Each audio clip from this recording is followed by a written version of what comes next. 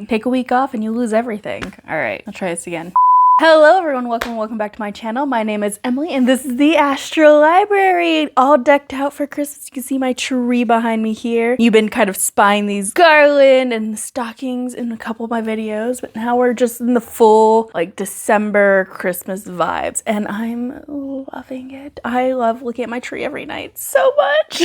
But your girl is done with finals, school's over, and I can just finally relax. But because finals over, it's just hitting me how close we are to the end of the year, which is insane. It feels just like yesterday that I was starting this channel up in the summer and now it's December. But the end is here, whether or not we believe it. And to kind of round the year out, we are going to be doing the end of the year book tag, which again, I just can't believe it's the end of the year. I can't believe it's December and January is gonna be here with 2024 in just like a few weeks. It's crazy. We've done so much in this channel this year, from creating that first video to meeting all of you guys who are so kind to watch the videos and like and comment, and to even get to work with sponsors.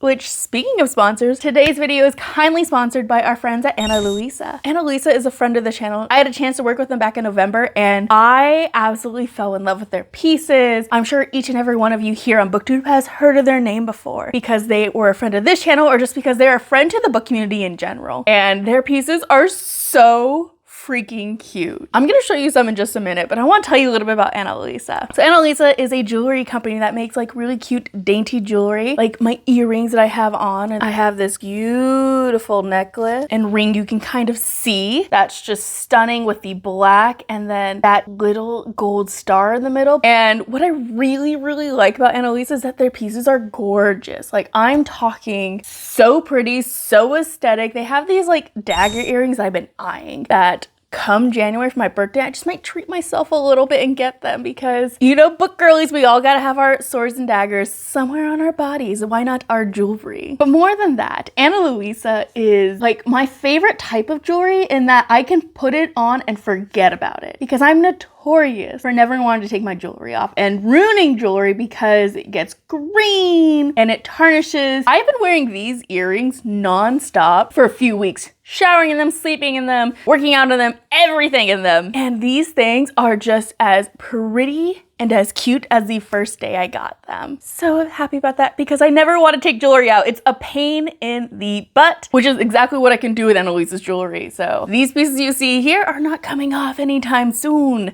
They're just gonna sit and look pretty and I don't have to worry about them tarnishing at all. But another great thing about Ana Luisa jewelry is they are also hyperallergenic, which is so important because my family is like cursed when it comes to metal. Everyone in my family but me has like a huge allergy when it comes to metals, where they cannot wear average jewelry. They have to wear really fine pieces, and Ana Luisa, everyone in my family can wear just fine. They are not only super great for sensitive skin, they're super affordable, which as a college student, I'm broke, which means I want really cute pieces of jewelry, but I can't pay the money for really cute pieces of jewelry. But Ana Luisa is so great. They're affordable with pieces starting at as low as $39. And guys, I have the greatest news for you. If you guys are watching this when this video comes out on the 19th, they are having their biggest holiday sale of the year where you can get pieces up to 35% off. I will have a link down in the description that you can go check out and, you know, save yourself some money and get some really cute pieces for gifts. Actually, I have a gift for my niece here. So my niece loves the ocean. She's studying marine biology. And so Ana Luisa has this really pretty with like a conch shell and a little pearl and this like beautiful green gem, which green's her favorite color. So I'm gonna win Aunt of the Year. And then the last piece they sent me was actually this beautiful moon with like an opal on the outside. It's so pretty at the perfect length on my chest so I don't feel like I'm choking. The perfect vibe for anyone involved. So please check Ana Luisa out. I will have a link down in my description as well as a discount code so you can save some money on your order for either the holidays or for yourself. But thank you, Ana Luisa, for sponsoring today's video. Now back to the end of the year book tag. Okay, let's go ahead and tackle the end of the year book tag. So I have my handy dandy iPad right here with me where I have the list of questions right in front of me so it's a little bit easier. But I will be making sure to post down all these questions down in the description box in case you would like to do this tag as well. So question number one, what was your most most disappointing read of the year. There's a couple. I actually struggled quite a bit picking which one I wanted to do, but my pick is actually Kingdom of the Feared by Kerri Maniscalco. I really did not like this book. Really, the whole series itself just kind of started falling off book after book, but I was reading this final book in the series and I just wanted it to be over. I didn't really have a ton of fun with it. I was more annoyed than anything. I thought the characters were being stupid and all the things I loved in the first book just weren't in this third one at all. And I just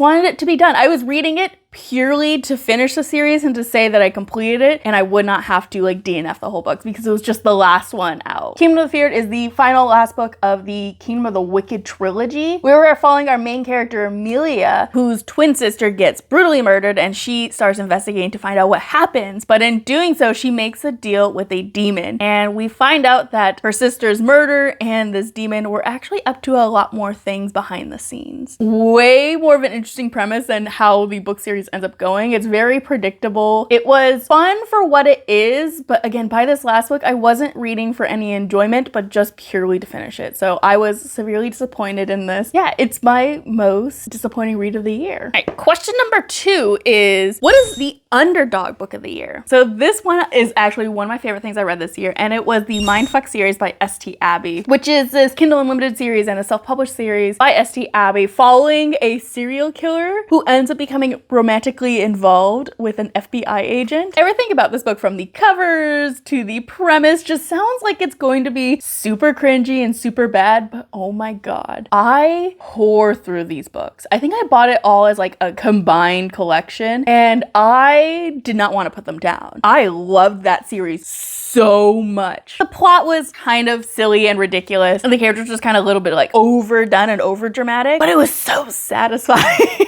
because this series is a revenge series. Revenge is what I got and I loved every single second of it. If you want to read a book with like woman rage, read the MindF series because oh my god, it was so good. Question number 3, a book that was overhyped. I've had some real hits and some real misses in the series. And one of those misses was The Husky and His White Cat Shizun by Meatbun. So this is a Chinese dame novel that was super hyped. I heard nothing but great things about this series and about this author. And so I picked it up and I don't know if I would say disappointed, but I did not enjoy myself reading this book. So we are following, prepare for me to butcher these names and I apologize so much. So in this book, we are following our main character Mo-Ran, who grows up to be this like really awful tyrant that's hated by everyone. One day, a group of people are going to kill him and he decides that he's going to kill himself because he's not happy anyways and there's nothing to live for. But after he commits suicide, he wakes up in the body of his younger self and he decides that this is his moment to change everything. So he doesn't end up a tyrant and he doesn't end up hated. However, he forgets that by going back in the past, he is going to once again be entwined with his teacher, Chuaning. And they did not get along at all growing up. And in fact, it seemed that Chuaning just seemed to have it out for Mo-Ran. I think the premise of this book was really interesting, but it was the style of writing that kind of turned me off. Because while this book has some very serious moments and some very like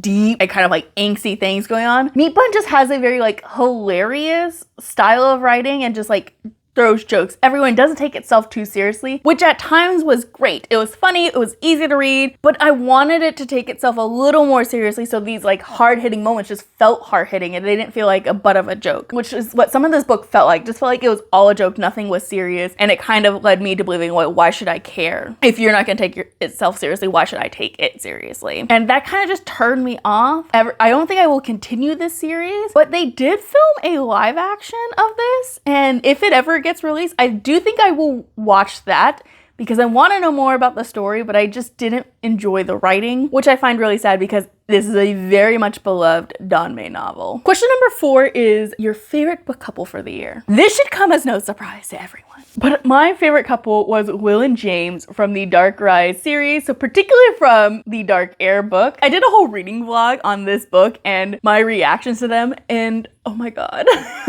I'm not going to talk about it here because this video will be so long, so very long, because I have so many theories and so many thoughts and just reactions. But Will and James in this series are just so fascinating because C.S. Pacat is known for having these like really dark and twisted relationships that turn into these really beautiful romances. And she's doing it again here with Will and James, who have this very problematic and almost toxic past together. Thinking of how they're gonna overcome that and how they're going to fall together is gonna be great. And I haven't had a reaction to a couple and like scenes in a book like I had for Dark Heir in a long time. So I need book 3 and I need to see where their romance is gonna end up, because like I said, it's just so twisted, but it's so cool and it's so fun to read, and I can't wait to learn more. Question number 5 is your favorite main character from a series. So my answer for this one is Sal the Cacophony from the Grave of Empire series by Sam Sykes. So I have the very first book here because you can kind of get a really good representation of who Sal is. So she's a really badass lady with a whole bunch of tattoos and white hair. And I read the final book in the series very early on this year, and I adore Sal. She's our narrator for most of these books, and she's just so much fun.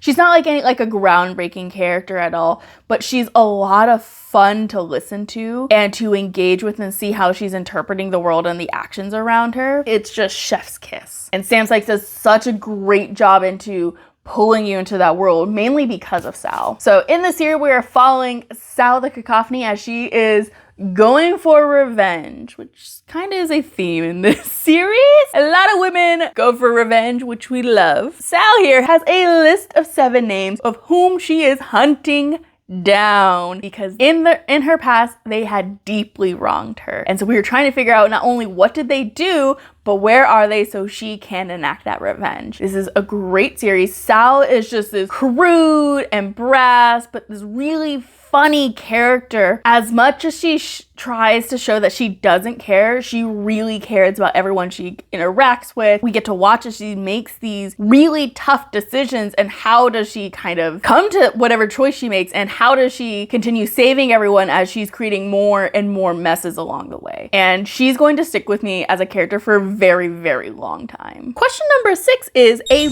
book that surprised you. And the book that surprised me the most was Geminia by J. Kristoff and Amie Kaufman. Now, I loved the Illuminae Files when I first read it, and then I picked this book up and I just did not have a great time, and so I set this book down for like 3 years. I think I got maybe like 50 or so pages in and I was like, I'm not feeling this. I'll come back to it later. And later was the Magical Readathon, where one of my prompts was a sci-fi book, and I said, okay, you know what? I'm sick of looking at the bookmark in this book. I'm going to finally read it. And I was like, I'll just start it tonight and I'll continue it the next day. Lie. That was a complete lie, because I sat down and I read this book and I didn't stop. I read this cover to cover in one sitting, and it was late at night, and it was so much fun. I almost am mad at myself because where I stopped was just before it got really good and really interesting. I'm so mad at myself it took so long because I loved every second of this book. This was so much fun. I really love this book, and I really am excited to finish the series out finally by reading Obsidio next year. So this is my biggest surprise. I thought I was gonna hate it. I thought I was not gonna like it. Turned out to be one of the best things I've read this year, and just re-sparked my love for the Illuminae Files. Yes, I will be finishing this series very soon because I just want to recapture that feeling. So question number 7 is a new favorite author discovered this year, and that for me is going to have to be Neil Gaiman. So last month I read the Graveyard book by Neil Gaiman, and this is the first book I have ever read by Neil Gaiman. I had watched American Gods and I watched Good Omens and enjoyed both, but I never actually read any of his like novels. And so my friend Sarah recommended this book to me, and I said, okay, you know what? Fine, sure, I will read it finally. And I really enjoyed his writing style. It was a lot of fun. It was captivating and descriptive without being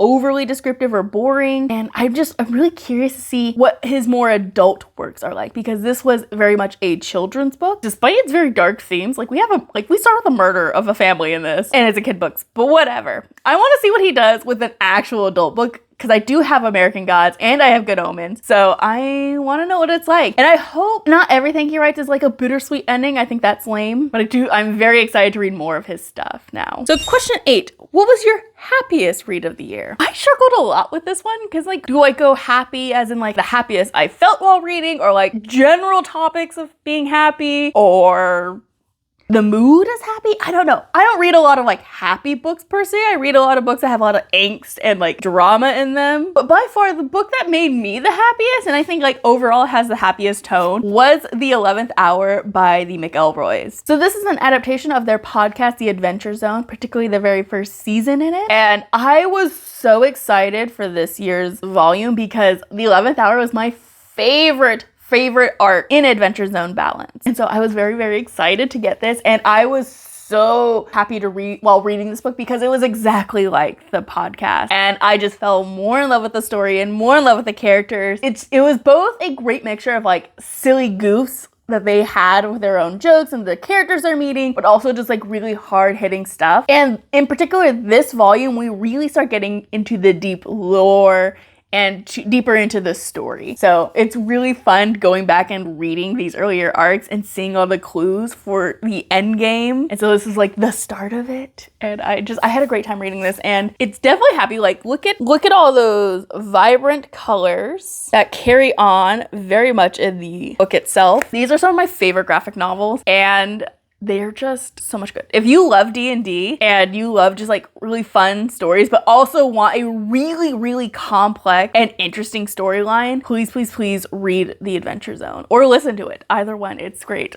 in any format. So number 9 is the most frustrating book I read of the year. And this one was runner-up for most disappointing read of the year until I saw this question. And that, of course, is The Blood Gift by Annie Davenport. I talked about this book in my mid-year wrap-up. I hated this book so much. I hated this book. I felt every second was so stupid because this character was just making dumb decision after dumb decision after dumb decision, and she's supposed to be like this battle genius, and oh my god. I think the worst thing about this book though, this is supposed to be an adult series, but it reads very, very much like a YA book, which would have been fine if that's what it was marketed as, because I do give a lot of more leeway in a young adult novel where we have younger characters still trying to figure out what's going on, versus an adult book, which we're supposed to have adult main characters that make adult decisions. And I'm not saying that adults don't make stupid decisions. I make a dumb decision every day. But this was like another level of stupid. And just everything felt rambly. I hated it.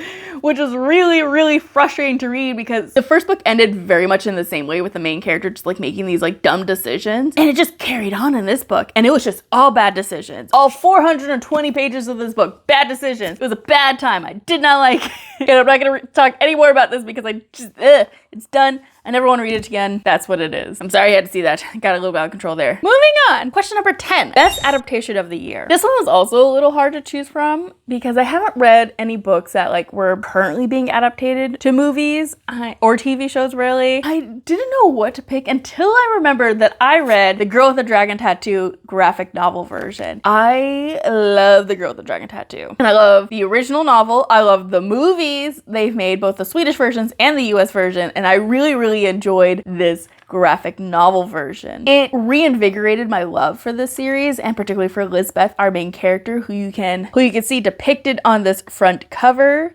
She's just such a badass, and I love her, and we stan. And getting to see how the art and images got to bring the story that I know very well and love to life just made this really, really enjoyable. Because we have this very like dark and gritty art, which pairs very well with the gritty nature of this story and the dark nature of this story. And so yeah, I just really, really enjoyed not only getting to read Lisbeth again and to read the story again, but to read it in a new way. Now next, we have my longest book of the year, which my longest book of the year was 3 Axes to Fall by Sam Sykes, which is the 3rd and final book of the Grave of Empire series. And it totaled at 720 pages. She's chunky.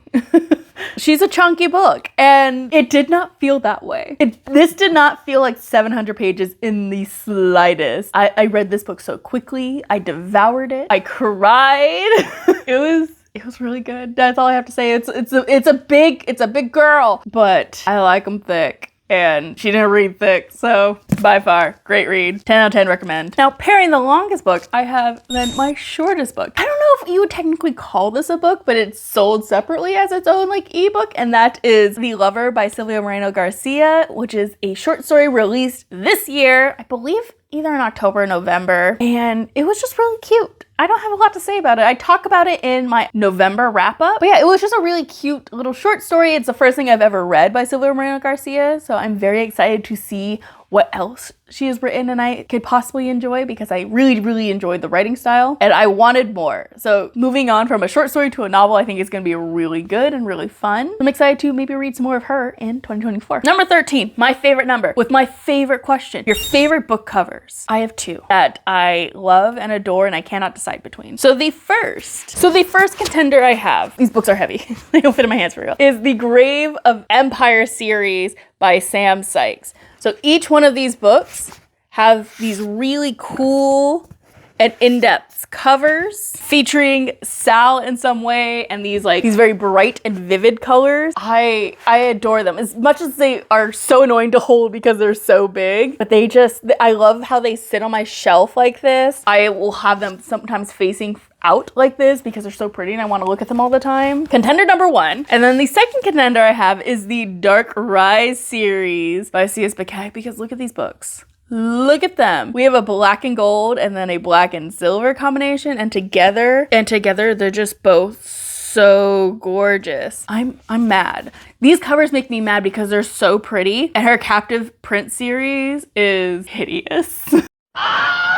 Absolutely hideous. And I could have something like this. I could have something as pretty as this. C.S. Pacat, please re-release that series so I can have gorgeous editions like these two. Question 14 is a book you cannot stop thinking about. I've talked about this. It's no surprise. It's Dark Heir, okay? This book has invaded my mind and I will never stop thinking about this, and I will never stop theorizing everything that's going on. If you read this book and you have theories, leave a comment down below. I'm happy to talk about these books for hours on end, discuss your theories with my theories, and we can get through this wait for the next book together, okay? My DMs are open. I promise you that is the last time I will talk about the Dark Heir or the Dark Rise. We're gonna let it go for now. No promises.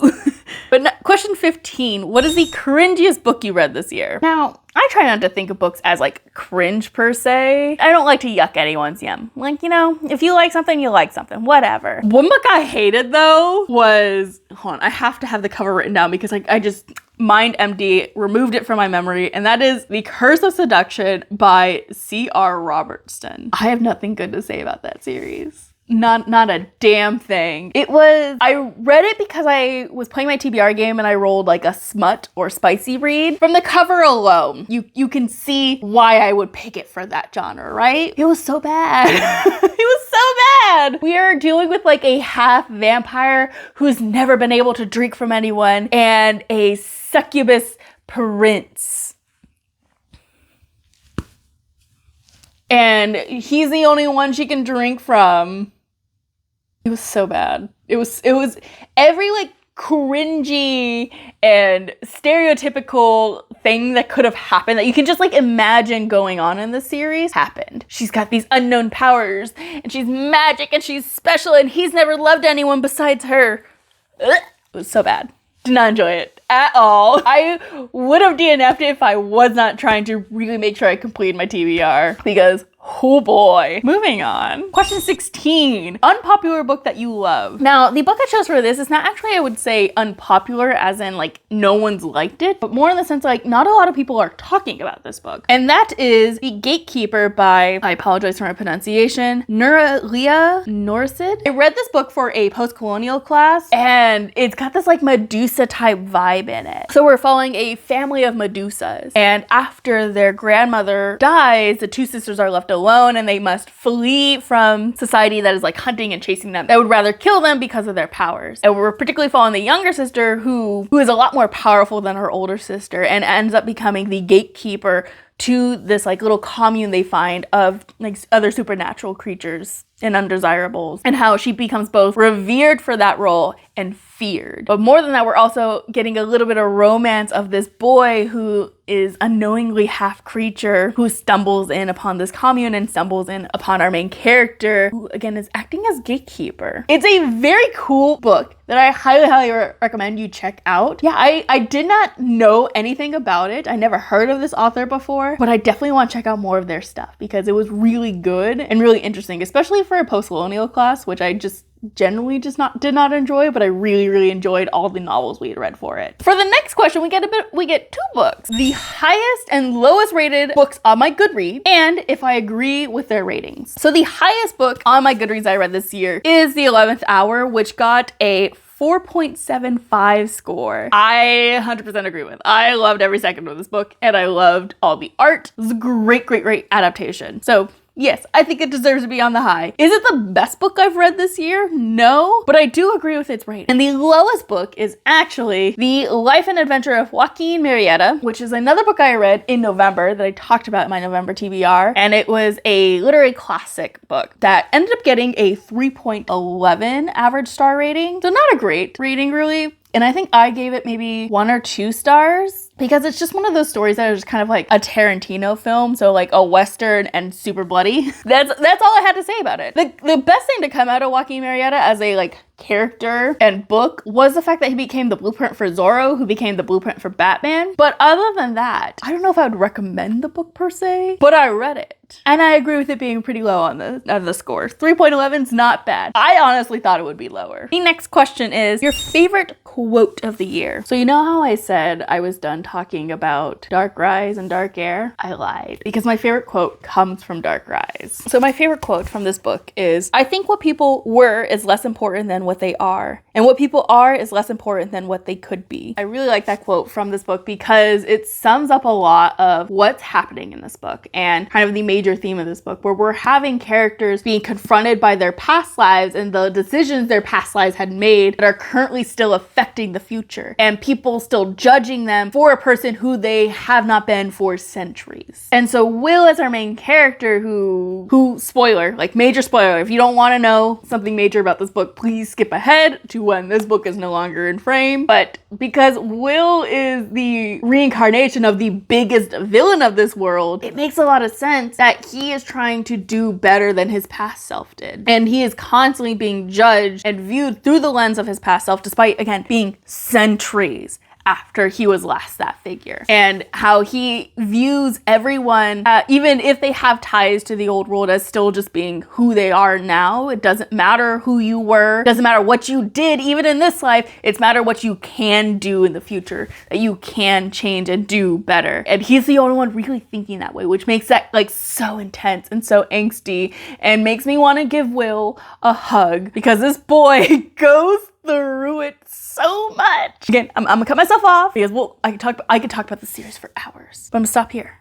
I swear that's the last time I'll talk about this book. I promise. I'm gonna try. Question 19. The book with the most unique concept. The book I chose for this is actually Tomorrow and Tomorrow and Tomorrow by Gabrielle. I don't think the story itself is the most unique, but the way it's constructed and how it's focusing on a friendship, I think that's really unique. Because Tomorrow and Tomorrow and Tomorrow is following 2 characters who meet as children and grow up to create this like video game company. And the book itself is structured and arranged by the games that they make. My favorite segment of this book is when they are making a game that has 2 worlds. One part of the game takes place in like our world, and the other one takes place in a fantasy world. And this book is multi-perspective, so we're jumping between multiple characters. And in that section of the book where they're working on the 2 different worlds, the chapters are segmented in the same way, where we get one version of something happening and then it flips and we get the other version of the other character. The same events are occurring at the same time. We're getting both thoughts played together on the page, and it's really interesting to read. And I loved everything about that book. I also read it for the Magical Readathon, and I cried, and you can see me cry on camera because it was an emotional roller coaster. But I really enjoyed how well Gabrielle was able to capture video games and embody that, not only in just the characters' passions and what she was writing, but how she even formatted the book itself. Really interesting concept. really well done in my opinion. All right, question 20, a book you would reread. There's a lot of books on this list that I would reread happily, but the book I want to actually highlight is Moon Called by Patricia Briggs. Now, this is a book that I actually did reread this year, and it is a book that I constantly reread because it is the thing that gets me out of a book slump every time. So this is a paranormal romance series by Patricia Briggs. I've talked about it plenty on this channel, but I really enjoyed this book. I don't know what it is about this series and about Moon Called, but every time I'm in like a major slump, I don't want to read anything, I will pick this book up and it just sparked a huge spiral of reading. Like, I picked this book up earlier this year, I think after the Magical Readathon, and I tore through about 5 books in a week. After not wanting to read for like a whole month, I tore through 5 whole books in a week because the books in these are not only just like super short, but they're really fun and really exciting, and the characters are always super engaging. So I have read this book, I want to say at least 10 times, and I will continue reading it over and over again because it's the best thing I know to get out of a book slump. Pick up a really great book. And for me, that's Moon Called and the entire Mercy Thompson series. Home stretch. So question 21, your reading goal reflection and your 2024 reading goal. My reading goal's rather boring. I set the same reading goal every year, so I try to read 25 books. That's it, that's all. I hope I hit that number. I count the books I'm reading for school, I count what I'm reading for fun. 25 books. That's all I want, and that's what it's going to be for every year. So for 2024, I'm gonna try to read 25 books. This year, I end up reading 79 books as of right now. There is still quite a bit of time left in December at the point I'm recording this, so I do think that number will go up. But for now, I'm sitting at 79 books out of my 25 books. So I crushed my goal, which is great, and hopefully I will crush that goal again come January. I will not be increasing my goal. I try not to pressure myself by giving a really big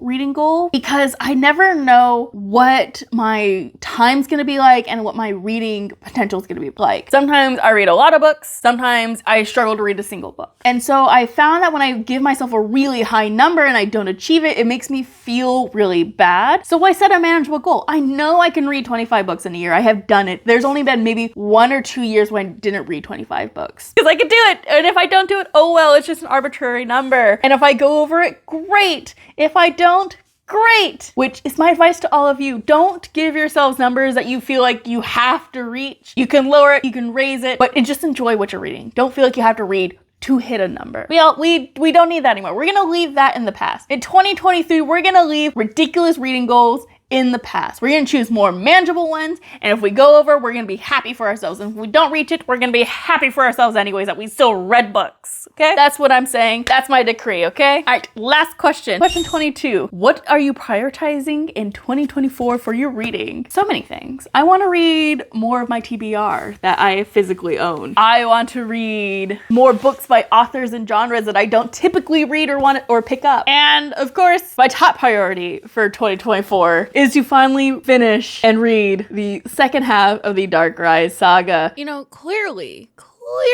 my brain is still captivated on the Dark Rise saga by C.S. Pacat, but what I meant to say here was the Red Rising saga by Pierce Brown. I swear I don't have a problem with Dark Rise. I promise. Because I've been putting it off for so long. And the last book I think is coming out in 2024. I hope early 2024, because I thought it was going to finish with Lightbringer, which came out, I want to say like July of this year. And I thought it was going to be the last. So I was like, okay, it's great. I'm going to finally pick up these books and read them. And then I learned that it was not the last book. I love Red Rising. I do. I adore it. But I know Pierce Brown, okay? I know that man. I know he's going to leave me at the biggest cliffhanger that's going to break my heart, and I'm not gonna wait for it. I'm not. I want to have the whole series in my hands or have the last book coming out really soon before I pick up these books, so I do not have to wait in anticipation. Particularly because there's a lot going on in this series, and honestly, I will forget everything if I don't read them back to back to back, okay? I know myself. I'll forget, and I don't want to have to go back and reread these chunky books and probably get my heart broken, because everyone who reads Lightbringer and Dark Age for that matter cries, and I don't know why, but I fear it's because they kill someone and they're gonna kill someone I love. And I'll tell you right now, if they kill my favorite goddamn character, if they killed Severide, I'm quitting. I will put the series down and I will never pick it up again, okay? Do not tell me in the comments. Do not let me know. I'll make sure I make it a reading vlog when I finally pick up these books, because I have a feeling that it's gonna be one of those books that I have a lot of reactions to. 2024, I'm gonna get this book to stop taunting me. And hopefully finish out the series and either love it or rage quit. Only time will tell. 2024 will tell us. Fingers crossed. All right, but that is the end of the year book tag. I got a lot done this year. I am very, very proud of myself because not only did I have a lot of reading and fun things to do for the channel, but I actually got a lot done in my personal life. I got to teach college level writing again. I got to take some really interesting classes. I figured out who my committee is for my PhD. I decorated my house. I bought my first Christmas tree. So many things have been happening this year and it's been so much fun. And I am so thankful for every one of you that have stuck along on this journey. And of course, I want to thank Annalisa again for sponsoring today's video. Make sure you guys, please go check out that link. Get yourself some really cute pieces for you or a loved one. You can use my discount code down below as well as the link. I'll have the code on screen right now. You can type in at checkout. But thank you again, Annalisa, for being a friend to this channel and a sponsor. But that's all I have for you guys today. If you enjoyed this video, please consider leaving a thumbs up and a comment down below. Let me know what is the best thing you read this year, or alternatively, what is the worst thing you read this year? But if you want to see more content like this and you enjoy my videos, please consider subscribing. It helps the channel out and lets me know that you want to see more. But that's it for me. Thank you guys so much again for watching, and I will see you guys in the next video. Bye!